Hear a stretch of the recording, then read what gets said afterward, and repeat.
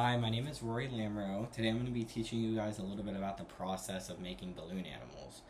I assume everyone in this room has either seen a balloon animal before or at least been given one at a birthday party or a fair. From an outside perspective, they look pretty complicated to make, but majority of them are actually simple. They only require one balloon, some of them more, but the one I'm going to be teaching you today is pretty easy. Not only are they a fun and mess-free craft, but studies from the University of Toronto and the Education University of Hong Kong actually have proven that learning balloon twisting as a child can have a great effect on your sensory and motor skill development, so that's pretty interesting. Now, before we get started, I have to take you through a few basic materials that you need to make your balloon animal. I chose to show you how to make a swan today because it's pretty quick, easy to teach, and I also thought it was fitting for Millersville. So first thing you're going to need is a balloon. Unfortunately, you can't use regular party balloons for this. They're not strong enough, and they don't hold this long shape that's typical to modeling balloons. Modeling balloons are identified by their lengths and widths. So a size 160 modeling balloon is 1 inch wide, 60 inches long when fully inflated. The website Monsieur Balloon has a pretty good visual chart on this if you're interested in checking that out. It's called Choosing the Right Modeling Balloons. So the next thing you're going to need is an air pump. This is a little bit unnecessary. You don't technically need this, but I don't want to blow it up myself because it's time consuming. And Greenwich Odium, the website, has a list of the top 7 best air pumps to use. I believe the one in the number 1 spot is the Toda handheld air pump, so if you're interested in looking into that, you can go on there. This is the one I'm using. It's just a really simple handheld one. And the last thing you're going to need is a Sharpie. You're going to need this to draw the face on your balloon animal, which I guess you don't really have to do, but I think it's fun to add.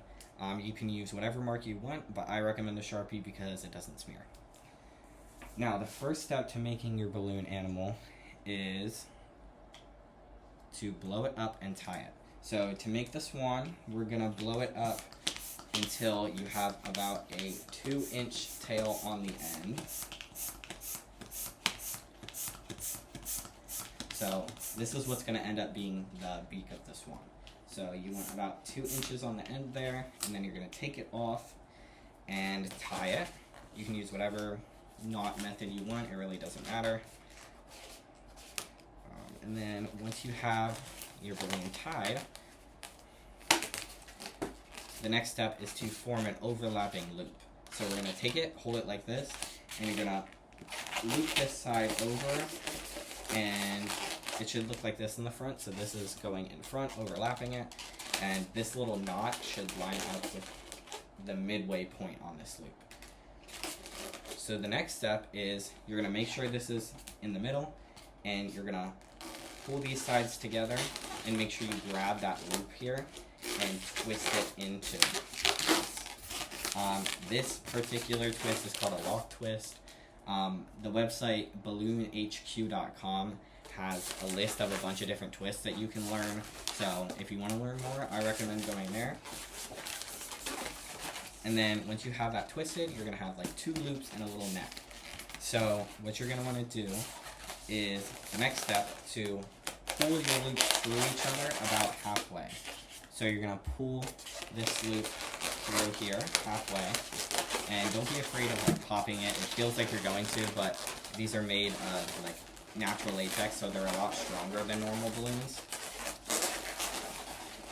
And then once your balloon is through there, you're going to want to do the head part. So the last step of forming it is you're going to take this little end and pull it down and then squeeze air through. So it's going to make this little head. I don't really understand how that works, but I think it's really cool. So once you have your body of your swan made, you can do the last and final step, which is decorating your balloon. I'm just going to use a Sharpie and draw little eyes on it.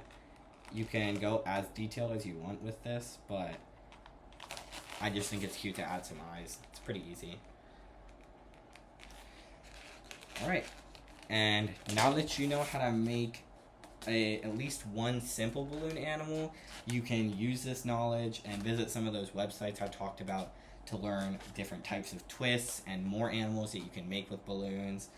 It's a pretty fun gift to give people, and I found this to be a very fun and entertaining skill to learn and also to teach people.